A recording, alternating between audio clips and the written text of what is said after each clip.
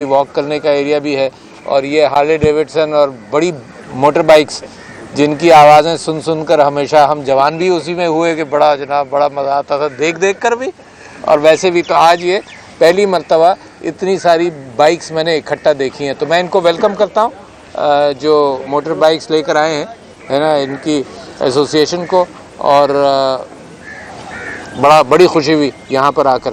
और ये जो एक्टिविटीज़ हैं इस एतबार से मैंने सुना ये है कि गवर्नर साहब कोई और भी कल्चरल एक्टिविटीज़ के अंदर मुशायरा और अदब के एतबार से कोई फेस्टिवल भी करने जा रहे हैं, लिटरेरी फेस्टिवल भी करने जा रहे हैं। तो ये सारे सेंटर्स जो है ना, ये इस माना करके आवाम के लिए ओपन हो। प्रेसिडेंट हाउस के अंदर हमने मुशायरा भी किया और वैसे भी आवाम के लिए खोला। तो ये अच्छी एक्टिविटीज़ हैं। शहर के लिए भी बहुत ज़रूरी है कि अपने कल्चर को भी पहचाने, एग्जिस्टिंग करंट कल्चर और पुराना कल्चर दोनों का एक संगम है इन सारी चीज़ों के अंदर। तो बहुत शुक्रिया जनाब। गवर्नर साहब कुछ कहना चाहें तो उसमें ऐड ऑन करें, आपके कोई सवाल हो तो। सदर साहब, मैं बात कर गवर्नर साहब की बात सुन लो पहले, ठीक है। आज मैं ये हमारे बाइकर्स जो हैं इनको वेलकम कर रहा हूँ। और ये हेल्दी एक्टिविटी कराची के अंदर है, जिसमें पहले हमने विंटेज कार रैली यहाँ से की थी शुरू, फिर अभी ये बाइकर्स का हम कर रहे हैं। इसके बाद मज़ीद इस तरह के होंगे, मैराथन का बंदोबस्त कर रहे हैं। ये गवर्नर हाउस और इस तरह के दूसरे जो बड़े हाउसेस हैं जो नो गो एरिया आवाम के लिए होते थे, ये अब खोल दिए गए इनके दरवाजे। यहाँ पे जितनी एक्टिविटी पिछले 4 महीने में पब्लिक एक्टिविटी हुई है वो पिछले 40 साल में नहीं हो सकी गवर्नर हाउस के अंदर।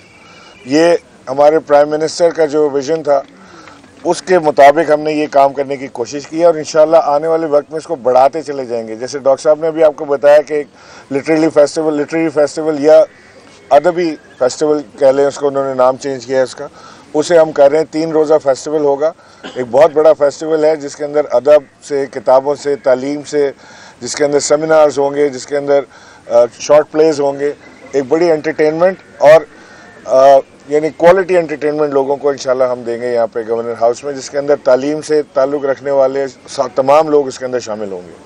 मैं आप सबको शुक्रिया अदा करता हूँ आपका कि आप सब ने आज यहाँ पर आए, संडे को टाइम निकाला।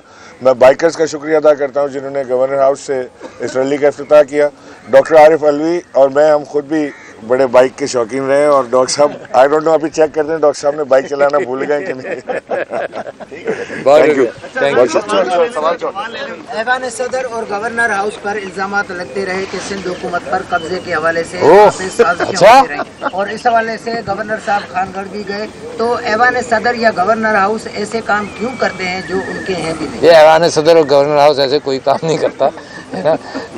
अगर मैं और गवर्नर साहब मिलेंगे तो मेरे ख्याल से अगर हम और ये आपस में सियासत पर गुफ्तगू नहीं करेंगे तो शायद ज़िंदगी में हमारा इनका साथ जो है 99% सियासत कराए। मगर गवर्नर हाउस और ऐवान सदर कोई ऐसा काम।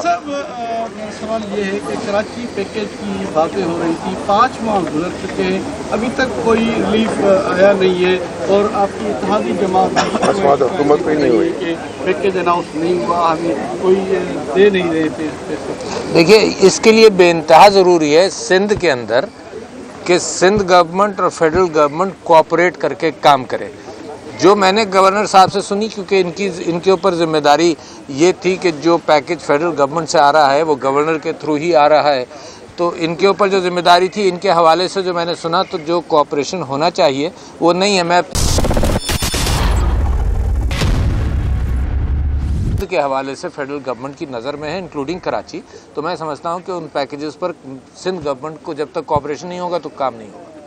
सर, ये बताइएगा कि वज़ीर आज़म मुख्तलिफ ममालिक के दौरे भी कर रहे हैं और 100 दिन से ज़ायद भी हुकूमत गुजर गई है पीटीआई की, तो अब तक जो है इकनॉमी बेहतर करने के लिए कोई इकदाम क्यों नहीं किए गए? देखो, जब घर में आग लगी हुई हो तो पहले तो आकर ये देखा जाता है कि इस धुएँ से क्या क्या नुकसान हुआ है ना, कहाँ कहाँ रंग कराना पड़ेगा। तो ये गवर्नमेंट फ़िलहाल उस वहाँ से लेकर और 100 डे के अंदर उसने अपने रास्ते का तयन किया है कि रंग रोगन होगा, कैसे ठीक होगा, कैसे आबाद होगा, अंदर बदबू है वो कैसे ख़त्म होगी, ये किया। मगर मुझे बड़ा फ़ख्र है इस बात पर, आपने अच्छा सवाल किया कि इतने बैरूनी दौरे किए। इस वक्त पाकिस्तान स्ट्रैटेजिकली प्लेस्ड है। इससे अच्छा मौका प्राइम मिनिस्टर साहब ने जितनी प्रोएक्टिव अंदाज से इंडियन गवर्नमेंट को मैसेज दिया आते ही, जितने प्रोएक्टिव अंदाज से वो सऊदी अरब वहाँ पर ईरान और सऊदी अरेबिया के दरमियान मुसालहती किरदार अदा करने के एतबार से पैगाम दिया। फिर उसके बाद जो अमेरिकन गवर्नमेंट ने इस रीजन से निकलने की नियत की है या अपने ट्रूप्स को विड्रॉ करने की नियत की है, उसके हवाले से हमारे फॉरेन मिनिस्टर ने सारे ममालिक का दौरा किया, Russia, China, Qatar, UAE, Iran, Afghanistan. तो मैं समझता हूँ कि पाकिस्तान की तारीख़ में इससे बेहतर रोल पाकिस्तान ने प्रोएक्टिव अपनी फॉरेन पॉलिसी में नहीं लिया जितना अब लिया है, और पाकिस्तान ने अपने रोल के एतबार से दुनिया को बता दिया कि अब टर्की सीरिया से अगर यूएस कम फौजें करने की नियत कर रहा है तो टर्की के साथ हमारा ये टोटल कोलैबोरेशन कितना अच्छा है। तो वेरी वेरी गुड। कोई गवर्नर